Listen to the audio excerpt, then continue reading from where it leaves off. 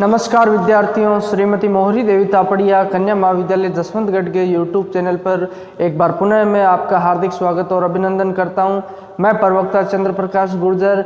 आज की क्लास हमारी बीए द्वितीय वर्ष के छात्रों है तो इतिहास विषय की। इतिहास विषय के दौरान आज हम अध्ययन करने वाले हैं फिरोज शाह तुगलक की विदेश नीति। विदेश नीति के तहत हम जो आज जाजनगर का आक्रमण है और जो नगरकोट का आक्रमण है उसके बारे में अध्ययन करेंगे। पीछे की क्लास में हमने जो अध्ययन किया था कि फिरोज शाह तुगलक के द्वारा जो बंगाल का अभियान किया गया था और वहाँ के शासक जो इलियास और जो सिकंदर थे उनके द्वारा जो यहाँ पे जो प्रतिरोध किया गया था फिरोज शाह तुगलक के। और वापस पुनः लौटते वक्त बात की जाए तो यहाँ जो फिरोज शाह तुगलक है जो उस वक्त जौनपुर रियासत है वहाँ पे रुकते हैं। जौनपुर की रियासत थी। बंगाल अभियान से जो अपना अभियान करने के पश्चात 1353 ईस्वी और 1359 ईस्वी में दो बंगाल का अभियान किया जाता है। ये हमने कल की क्लास में पढ़ा था।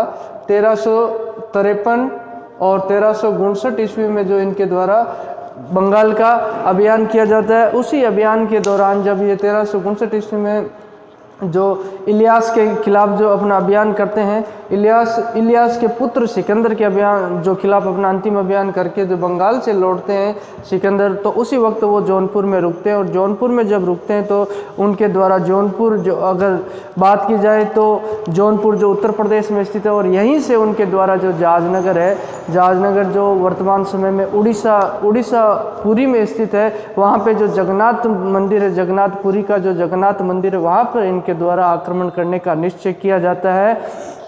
बात की जाए तो वहाँ पे जो शासक है, वहाँ के शासक जो हिंदू शासक होते हैं उस वक्त, और बात की जाए तो फिरोज शाह तुगलक काफ़ी धर्मांध सुल्तान थे और उनके द्वारा हिंदू शासकों पे काफ़ी आक्रमण किए गए। इस्लाम काफ़ी कट्टरता इनमें दिखाई देती है मोहम्मद बिन तुगलक की बजाय। मोहम्मद बिन तुगलक में कट्टरता देखने को नहीं मिलती है। मोहम्मद बिन तुगलक के द्वारा जो अमीर वर्ग में हिंदुओं को शामिल किया गया था और जो हिंदुओं के त्योहारों को भी, वो दीपावली के त्यौहार को भी वह अपने शाही महल में मनाते थे। लेकिन फिरोज शाह तुगलक जब जिन परिस्थितियों में उलेमाओं के द्वारा इन्हें तख्त पर, सिंहासन पर बिठाया जाता है और अपनी कमजोरी छिपाने के लिए इनके द्वारा जो काफ़ी जो हिंदू शासकों के विरुद्ध सैन्य अभियान किया जाता है। हालांकि इसमें सैन्य जो योग्यता का गुण हमने कल भी जिक्र किया था, इसमें जो सैन्य क्षमता देखने को नहीं मिलती है और इस वजह से उसको छिपाने के लिए, अपनी कमजोरी को छिपाने के लिए इसके द्वारा ये हिंदू शासकों पर अभियान किए जाते हैं। बात की जाए तो बंगाल का अभियान भी इनका असफल रहता है और बंगाल का जो अभियान इनका असफल रहता है तो उसी की वजह से उस पर जो अपनी कमजोरी पर पर्दा डालने के लिए जो इनके द्वारा जाजनगर पर आक्रमण किया। जब ये जौनपुर रुके हुए थे तो यहाँ जो जाजनगर है, जो जगन्नाथ मंदिर है उड़ीसा का, उसके बारे में उन्होंने सुना और उसको जो नष्ट करने का निश्चय इनके द्वारा किया जाता है।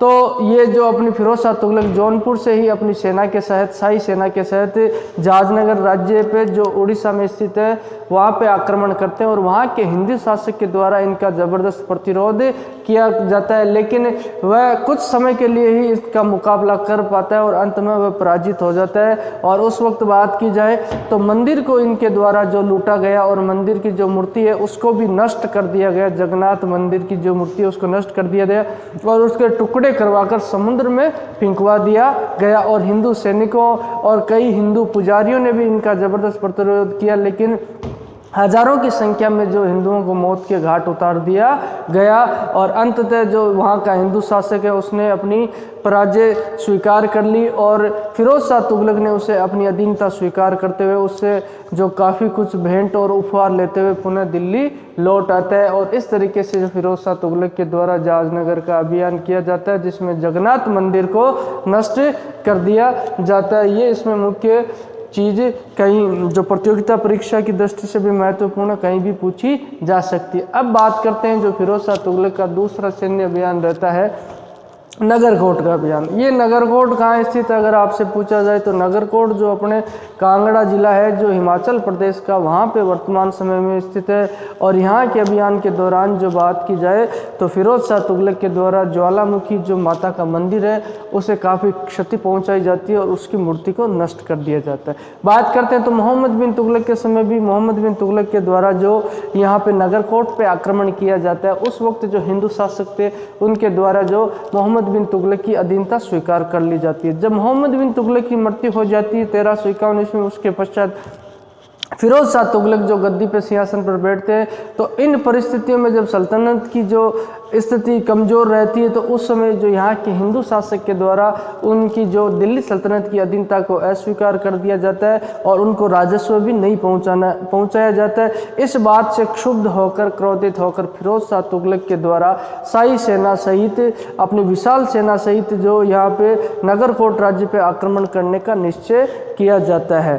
तो नगरकोट राज्य पे आक्रमण के दौरान जो कांगड़ा राज्य में स्थित है हिमाचल प्रदेश में, वहाँ पे जो फिरोज शाह तुगलक अपनी सेना सहित पहुंचा, लेकिन वहाँ के शासक ने ज़बरदस्त मुकाबला यहाँ फिरोज शाह तुगलक का किया और फिरोज शाह तुगलक को 6 महीने तक मुंह की खानी पड़ी। और लेकिन 6 महीने पश्चात उसकी जो सैनिक शक्ति क्षीण हो जाती है और 6 महीने तक ज़बरदस्त उसके द्वारा निरंतर प्रतिरोध किया जाता है फिरोज शाह तुगलक का। लेकिन 6 महीने पश्चात वो उसके द्वारा जो पराजय स्वीकार कर ली जाती है और फिरोज शाह तुगलक के द्वारा इस आक्रमण के दौरान क्या किया जाता है, वहाँ का जो प्रसिद्ध ज्वालामुखी माता का जो मंदिर होता है उसकी मूर्ति को, उस मंदिर को नुकसान पहुँचाया जाता है और उस मूर्ति के टुकड़े टुकड़े कर दिए जाते हैं। अगर इतिहासकार फरिश्ता की माने जो उसके द्वारा जिक्र किया जाता है, उसके द्वारा जिक्र किया गया कि फिरोज शाह तुगलक के द्वारा ज्वालामुखी जो माता की मंदिर की जो मूर्ति थी उस मूर्ति के टुकड़े करवा दी गई। उन टुकड़ों को जो गाय के मांस में भी मिलवाया गया, क्योंकि ये धर्मांध जो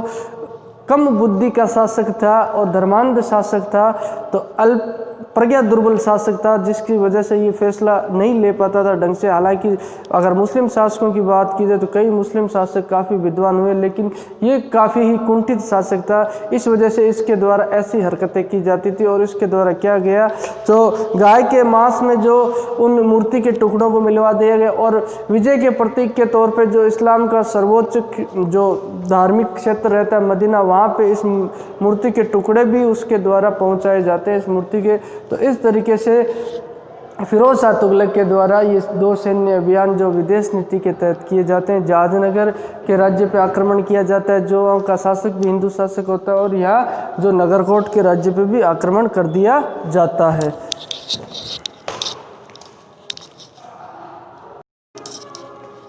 तो विद्यार्थियों, आज हमने जो फिरोज शाह तुगलक के जो 2 सैन्य अभियानों के बारे में पढ़ा है। सैन्य अभियान की बात की जाए तो पीछे की क्लास में हमने जो बंगाल का सैन्य अभियान पढ़ा था, जिसमें हाजी इलियास जो बंगाल के शासक रहते हैं उनके द्वारा तिरहुत क्षेत्र पर आक्रमण किया जाता है। इसकी वजह से जो फिरोज शाह तुगलक के द्वारा 1353 ईस्वी में पुणे बंगाल पर आक्रमण किया जाता है और हाजी इलियास द्वारा जो या उन्हें असफलता नहीं मिल पाती है। जो पांडुआ इनकी राजधानी है, तो पांडुआ को छोड़कर वो चले जाते हैं। तो इस पश्चात उनके जो पुत्र होते हैं सिकंदर के द्वारा जो पुनः जो सिकंदर के समय जो फिरोज शाह तुगलक के द्वारा पुनः आक्रमण किया जाता है 1359 ईस्वी में। इस वक्त भी उनको जो यहाँ पे सफलता नहीं मिल पाती और अपनी राजधानी पांडुआ को छोड़कर वह पुनः सिकंदर अपने पिता के भांति भाग जाता है। लेकिन जब यहाँ से जब इनका उद्देश्य पूर्ण नहीं होता है, इगदला वह मजबूत किला होता है, वहाँ पे जो हाजी इलियास और सिकंदर के द्वारा शरण ले ली जाती है। तो बंगाल अभियान में कोई विशेष सफलता नहीं मिल पाने के पश्चात जो पुनः 1359 ईस्वी में लौटते वक्त जो बात की जाए तो फिरोज शाह तुगलक यहाँ पे जो जौनपुर क्षेत्र है जो उत्तर प्रदेश, वर्तमान उत्तर प्रदेश में स्थित है, वहाँ पे रुकता है शाही सेना के साथ। और यहीं से जो हिंदुओं के जगन्नाथ मंदिर के बारे में उसके द्वारा सुना जाता है और उसका विध्वंस करने का निश्चय उसके द्वारा किया जाता है। जो जहाजनगर राज्य है वो वर्तमान उड़ीसा राज्य में स्थित है। वहाँ पे जो पुरी, उड़ीसा का पुरी जिला है, वहाँ पे जगन्नाथ मंदिर अभी भी है। तो उस मंदिर को फिरोज शाह तुगलक के द्वारा क्या किया जाता है, नष्ट करने का निश्चय किया जाता है और उस मंदिर की मूर्ति को तोड़कर समुद्र में फेंकवा दिया जाता है। और वहाँ के शासक को फिरोज शाह तुगलक के द्वारा अधीनता स्वीकार करवाते हुए और खूब सारे उपहार और भेंट लेते हुए पुनः दिल्ली लौट आता है।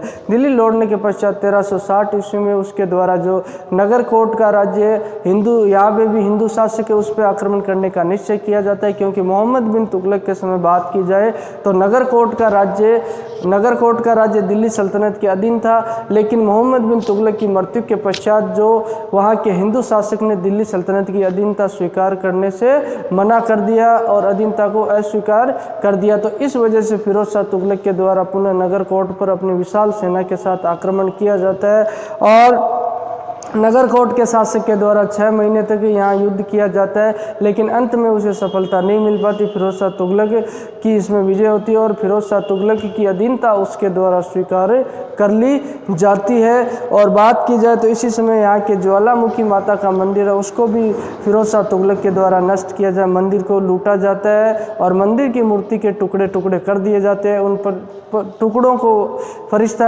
इतिहासकार के अनुसार कहा जाता है कि उन टुकड़ों गाय के मांस में मिलवा दिया जाता है और उन टुकड़ों को जो विजय के प्रतीक के तौर पर मदीना भी भिजवा दिया जाते हैं। तो इस तरीके फिरोज शाह तुगलक की ये विदेश नीति रहती है। कल हम जो फिरोज शाह तुगलक के सिंध अभियान के बारे में पढ़ेंगे। जो सिंध अभियान की बात की जाए तो जब मोहम्मद बिन तुगलक भी तागी के पीछे सिंध अभियान में जाते हैं और उसी समय जो उसके पश्चात जो सिंध का अभियान वहाँ पुनः अव्यवस्था अराजकता फैल जाती है, तो फिरोज शाह तुगलक के द्वारा पुनः सिंध का अभियान किया जाता है। बोलिए यहाँ तक आपको कोई चीज़ समझ में नहीं आई हो, किसी तरह की समस्या हो, शंका हो तो आप निसंकोच पूछ सकते हो। ये फिरोज शाह तुगलक के कोई ज़्यादा कोई विस्तृत सैन्य अभियान नहीं रहते, क्योंकि इसमें सैनिक दुर्बलता अपने को देखने को मिलती है। तो इस वजह से मजबूरी में इसके द्वारा कुछ एक अभियान किए जाते हैं और जल्दी हम फिरोज शाह जो तुगलक है उसके चरित्र और मूल्यांकन को पढ़ते हुए परवर्ती तुगलक शासकों के बारे में पढ़ेंगे। मुख्यतः अगर बात की जाए तो तुगलक शासकों में 3 शासक ही महत्वपूर्ण रहते हैं। 3 शासकों में तीसरे शासक को पढ़ रहे हैं हम।